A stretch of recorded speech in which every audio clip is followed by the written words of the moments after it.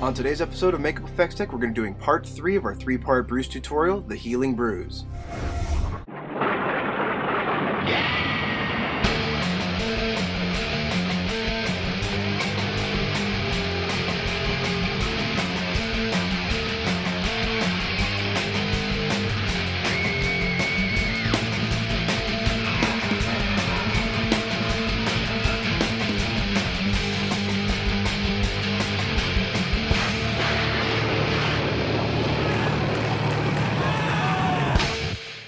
Be careful, your safety is important. As with the previous bruise tutorials, you're going to need a basic cream makeup set.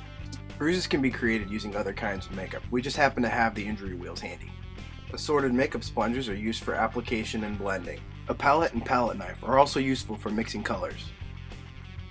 Here are the colors we're going to be using for this application: yellow, green, a reddish brown, and in the right hand corner, a purple that's so dark it's almost black. We start by laying down a base of yellow and green. It's a subtle wash of color that goes out larger than the initial area of the bruise. As bruises age, it seeps into the skin and gets larger. Keeping it subtle and blending is very important. The bruise is built up in many subtle layers. Here we start adding the reddish brown. It's applied lightly and in a splotchy manner, trying to keep it look as natural as possible. Remember that the bruise is deep underneath the skin, not sitting on top. Blending and color really helps sell this illusion. We decided that the yellow needed to be further out around the bruise. A stronger accent of reddish brown is applied to give the bruise some contrast. We applied this layer a little thick and had problems blending it out. We probably should have taken the extra time and applied multiple layers to build up the opacity.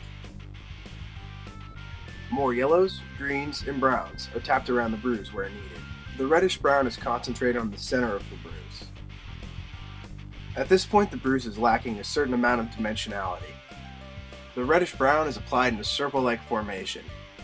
This gives the bruise more depth, and it also creates the illusion of a raised center. As with previous layers, you want to apply the makeup in a blotchy manner.